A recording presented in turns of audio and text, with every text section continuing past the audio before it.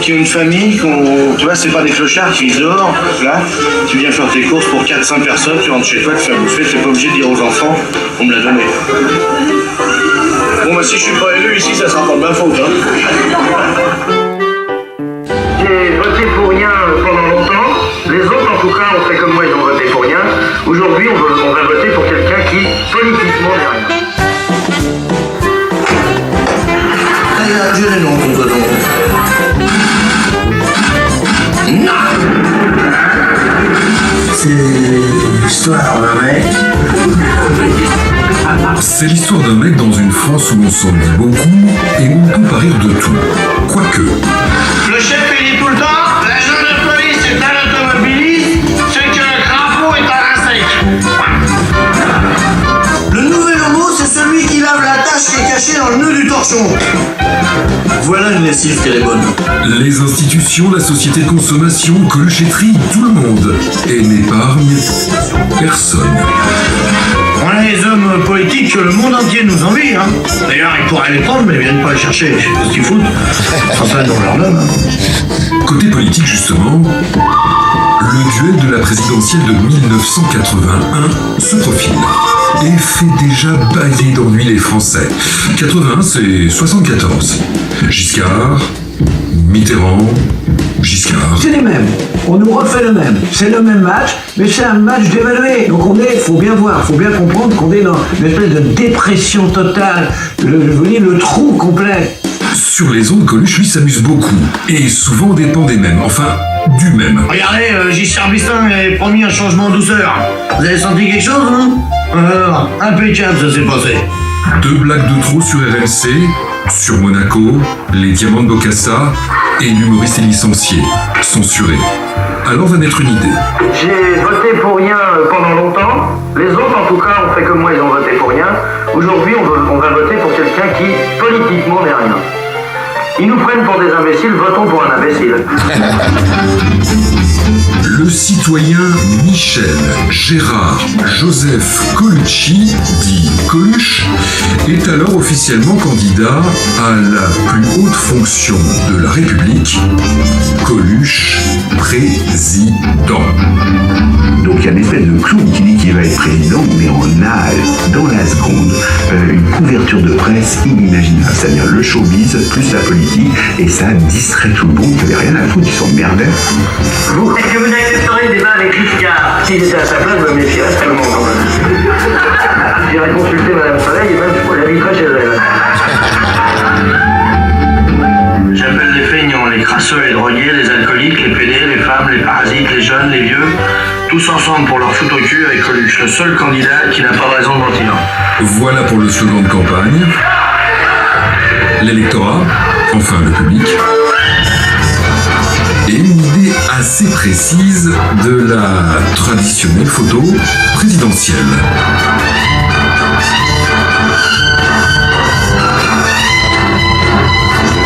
De quoi troubler un peu un jeu bien installé.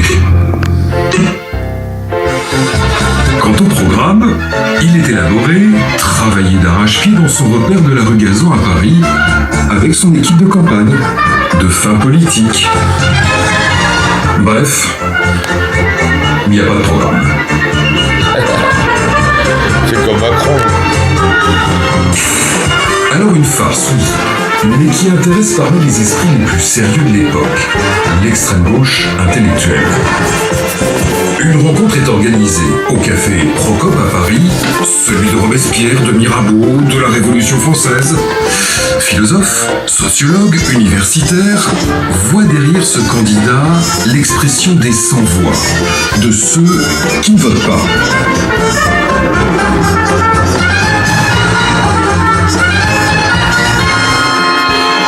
Mais c'est un océan Pacifique entre les deux.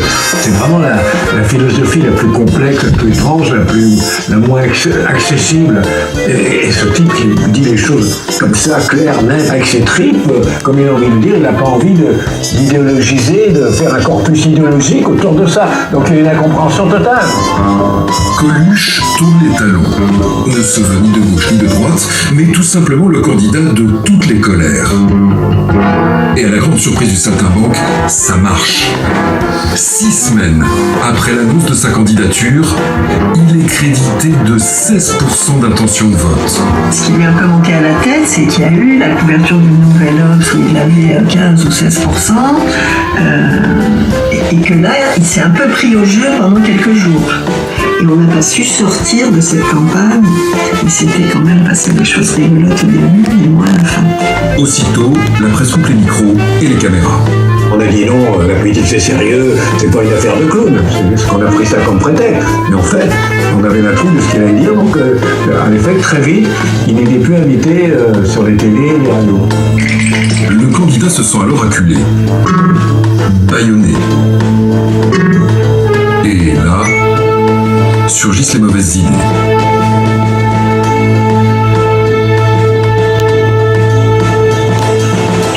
À partir de ce repas, j'entame une grève de la faim, mais je pourrais vivre sur la réserve,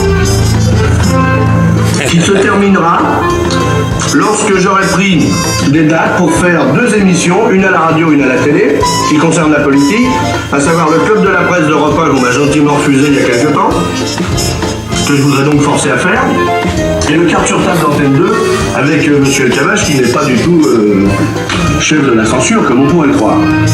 Sur la scène politique, Coluche est isolé, en coulisses. Sa femme vient de le quitter.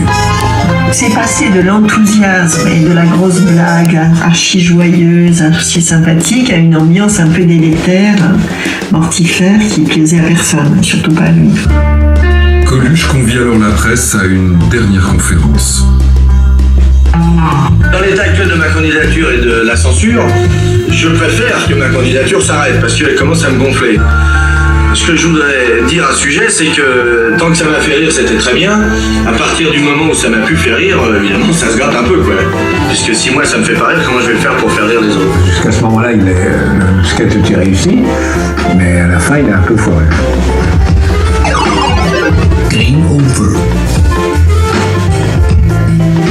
Et voilà la lettre. Je l'ai jamais relue. J'arrête. Je ne suis plus candidat, d'abord parce que probablement je n'aurai pas ou plus les 500 signatures. Tout part en couille, moi aussi. Ouais, ça c'est rude quoi quand même.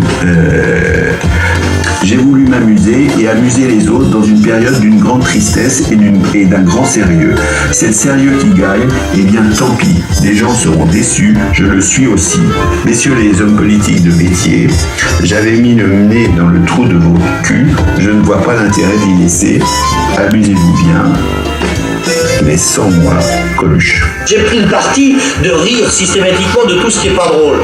Parce que, à partir du moment où tout me fait rire, où je ne prends rien au sérieux, tu vois, eh ben, ça m'est très facile, quoi. En étant clown, il a montré que la situation était clownesque. Et donc, en ce sens, paradoxalement, il fallait que ça soit un clown pour qu'on prenne conscience qu'il était temps qu'on soit sérieux. Voilà, j'ai choisi de rire.